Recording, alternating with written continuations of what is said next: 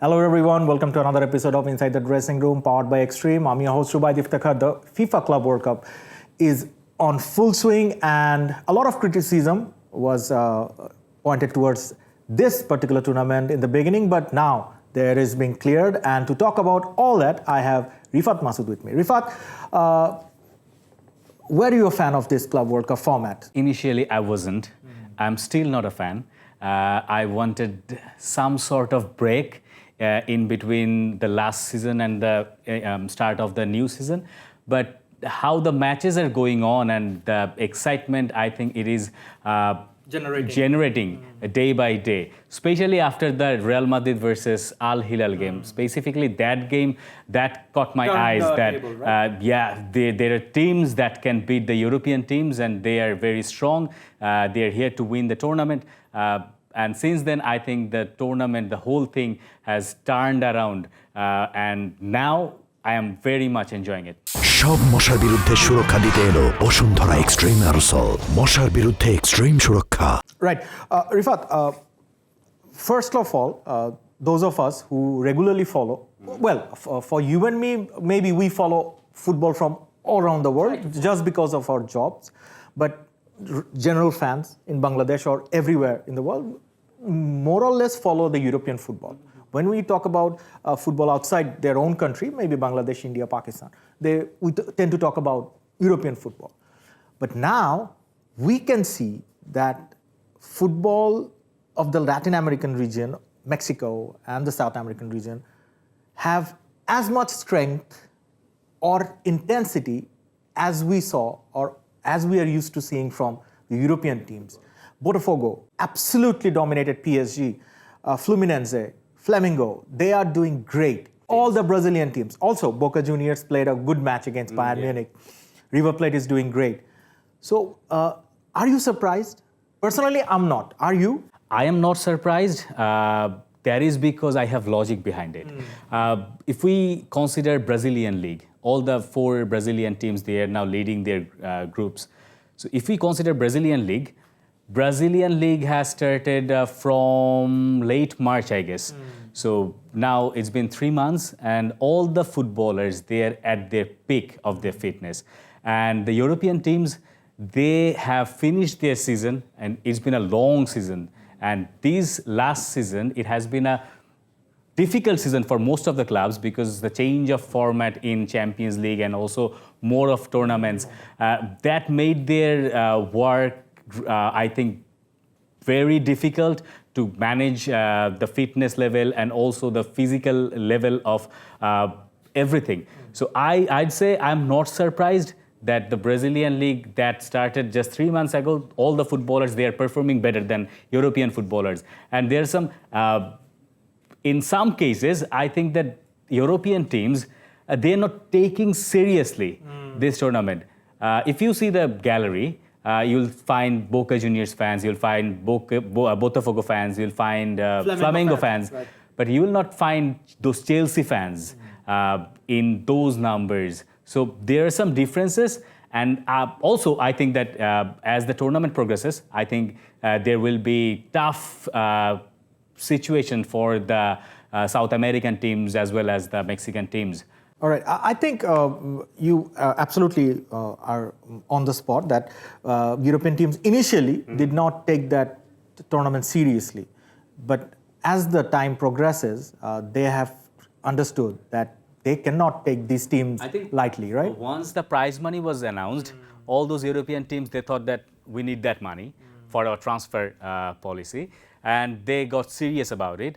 And Real Madrid, I think they have been very serious about this tournament from the very beginning because they want to win it. Wherever they go to play in any tournament, I think they try to win it. Especially this time, they have a new coach in the dugout, and also some fresh players. Also, they had a trophyless season. I think they have more hunger. Also, PSG. They need to make a statement. But I was very surprised that PSG, they lost against Botafogo. I was very surprised, especially after watching that game against Atletico Madrid. Exactly. There were no sign of tiredness in or fatigue in that Atletico Madrid game. But against Botafogo, I think there were some signs of concerns that there's a Legs were heavy and yes. exactly. But PSG, coming back to the point, that PSG needs to make a statement that now they are a global force. They escaped their curse by winning the Champions League, but now I'm sure Nasser Al-Khelaifi and Luis Enrique will target this FIFA Club World Cup because more or less all the best teams in the world, barring Liverpool and Barcelona, and maybe Napoli if you count them, are playing in this tournament. But would you want to be in PSG's position? Let's say PSG, they have been waiting for this Champions League trophy since 2011. They wanted to win it, right? Every year they went to win, they tried to win it, but they failed. And once they achieved the Champions League trophy, I still wonder if do they have that same level of hunger to do well. Although Luis Enrique is a very professional man, and I think he wants to win everything, but that is up for discussion, I think. Exactly. Let's see. The tournament is now shaping up very nicely, and matches are getting more and more interesting every day. Although the weather. That's I mean, as a professional footballer, you cannot give that excuse, right? You cannot, but all those European footballers, they're playing in like 32 degrees Celsius, 35 degrees Celsius, which is very soothing for us, but not for them.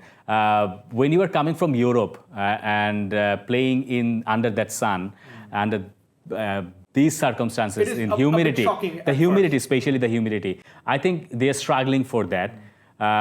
Once those knockout games we're going to see, I think those games are scheduled in a more, I think, after midnight, after evening, I guess, after evening. So I think they will have an advantage in those games, at least from the physical side. Right. Rifat, let's quickly talk about some transfer updates. One of the biggest ones, which I was looking for. Florian Wirtz. No, Nico Williams. Joining Barcelona, my team. So how do you see this Barcelona lineup shaping up? Because they already had a very good attacking trio last season. Do you think the reliance on Robert Lewandowski or the trust on Robert Lewandowski will be lessened in the next season because of his age? I thought that last year.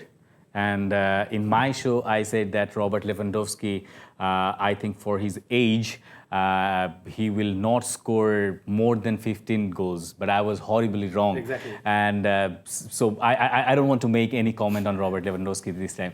But if you talk about Nico Williams, I think they have been trying for him since last season. Yeah, but somehow they didn't get him. But it wasn't as... I don't think that Barcelona failed that they had to sign Nico Williams last season after La Liga, after the La Liga season they had last season especially. So I think this time Hansi Flick will have to figure out a special formation where he can put Nico Williams, Lamine Yamal and Rafinha. Because last season, the initial plan was maybe to sell Rafinha and facilitate Nico Williams in transfer. That didn't happen. That didn't cause any problem for Barcelona. Let's see what happens this time. But this time, I'd say Hansi Flick, he has a more difficult job to do. To manage players. Especially manage Rafinha and Nico Williams. Although you can play him, Rafinha, you can play him in number 10, I guess. Exactly. That's the story from Barcelona.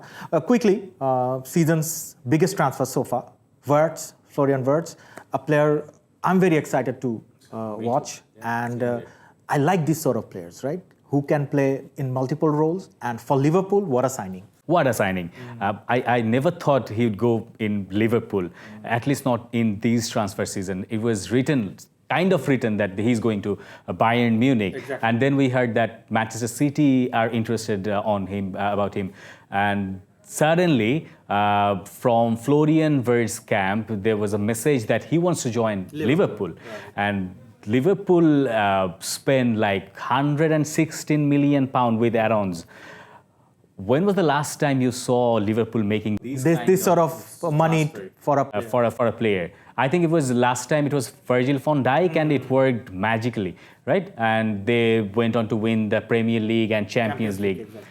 I believe in Liverpool's transfer policy because it is heavily backed by numbers and data.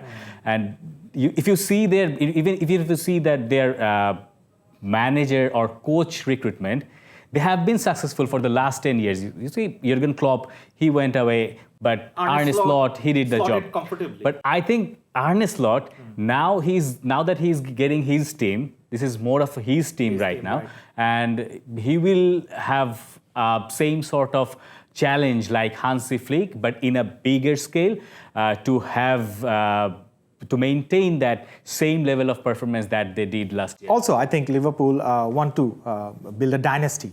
Yeah, Man City, very or important, maybe yes. The Manchester Uniteds of... Maybe like early Real Madrid or 2000s, Barcelona. So let's see Why wouldn't you? whether they're successful or not. Unfortunately, Rifat, that's all the time we have for you today. Thanks for having me. Folks, that was another episode of Inside the Dressing Room powered by Extreme. I'll be back soon with more sporting topics and more discussion points. Till then, you take care. For more updates, follow us on Facebook, subscribe our YouTube channel, get the latest update on www.daily-sun.com.